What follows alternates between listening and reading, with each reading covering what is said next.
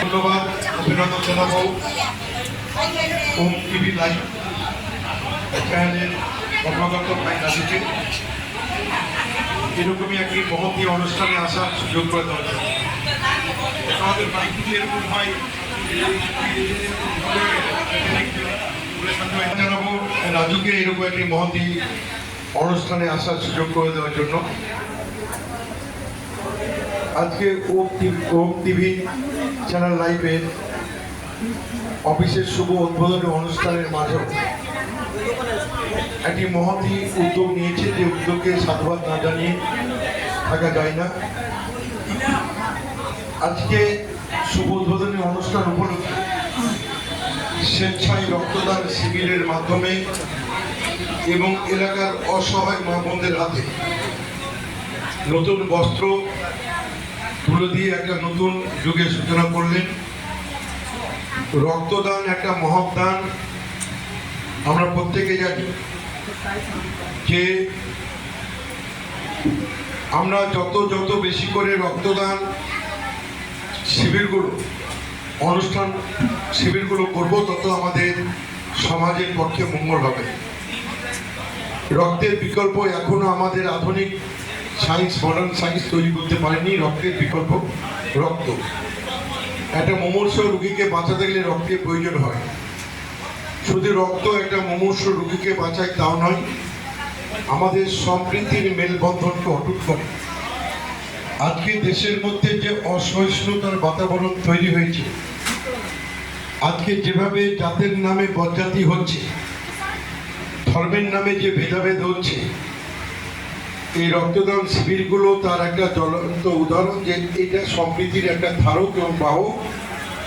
একজন মুমূর্ষু রোগী যখন তার রক্তের প্রয়োজন হয়, রক্তগ্রাহীতা কখনো তার পরিচয় জানার চেষ্টা করে না যে আমাকে বাঁচানোর জন্য যে রক্তটা আমার শরীরে দেওয়া হচ্ছে, সেই রক্তটা কোনো মুসলিম ধর্মের ইমামের কিংবা মাওলানার হিন্দু যদি কোনো রক্তগ্রাহিতা রোগী হয়, সে কিন্তু প্রশ্ন করে না যেটা আমার ধর্মের কোনো রক্তদাতা রক্ত দিল, না মুসলিম ধর্মের ইমাম মৌলবি বা কারা দিল, কিংবা মুসলিম ভাই যদি রক্তের প্রয়োজন হয়, সে কিন্তু জানার প্রয়োজন করে না যে কোনো হিন্দু ভাইয়ের ব্রাহ্মণ পরিবারের ভাই আমাকে রক্ত দিল, না অন্য কোনো পরিবারের রক্ত দিল। তখন তারা বলে রক্তের group A, B, C positive দরকার। রক্ত নেওয়ার ক্ষেত্রে তখন কোনো ধর্মের বার বিচার হয় না। তাই এই রক্তদান শিবিরগুলো আমাদের সম্প্রীতির বন্ধনকে অটুট করে এবং দেশের মধ্যে যে পরিস্থিতি, যে পরিবেশ তৈরি হয়েছে, এই পরিবেশ থেকে বেরিয়ে আসার জন্য আমাদের এই শিবিরগুলো আরও বেশি করে দরকার। যত বেশি শিবিরগুলো হবে, আমাদের মধ্যে সম্প্রীতি, ভ্রাতৃত্ববোধ আরও গড়ে উঠবে।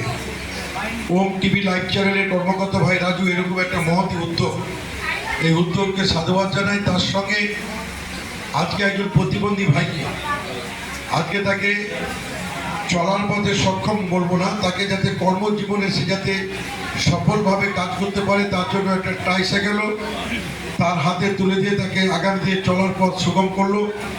এবং এলাকার যে সমস্ত সাধারণ মা বোন থেকে সাধারণ পরিবারের মানুষের হাতে এখানে শাড়ি লুঙ্গি দেখছি লাইন দেওয়া আছে, তাদের হাতে তুলে দিয়ে একটা মানবিকতার চূড়ান্ত দৃষ্টান্ত শুরু করলো ওম টিভি চ্যানেল লাইভের অফিস।